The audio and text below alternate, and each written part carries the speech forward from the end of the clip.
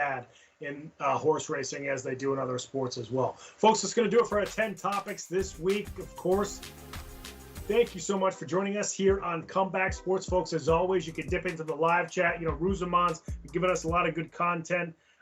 He talked about how he doesn't think Max Verstappen is he's young. He's not racing correctly. He's not quite that champion driver yet because of his youth, but he's also driving too recklessly. He also mentioned how Ryan Fitzpatrick was actually playing better than Tua last year, and that's why Tua kind of was forced into the starting situation. Probably wasn't a good situation for anybody last year on the Dolphins.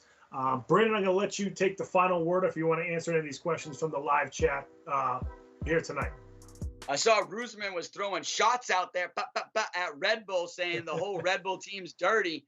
I don't know if the whole Red Bull team's dirty. I think Sergio Perez has shown great racecraft, clean racecraft, as he always does. I do love some of the Red Bull mechanics, so I don't think it's the whole team, but I really got to question Christian Horner and specifically Max Verstappen at this point with what they're willing to do to get the win on the track, man. It's been disgusting.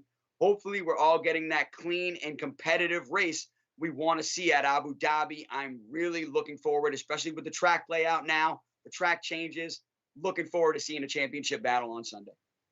Yeah, this is going to be a massive weekend for F1 racing here at Abu Dhabi. We'll be bringing a lot of review of that race and a lot of reaction to what happens over the weekend on our show next week on Comeback Sports. Once again, folks, thank you so much for joining us here in Comeback Sports. You have our Twitter handles at the bottom of your screen right there, so make sure you check that out. We give you a lot of information from our Twitter handles and in the live link. We always tweet that out before the show as well.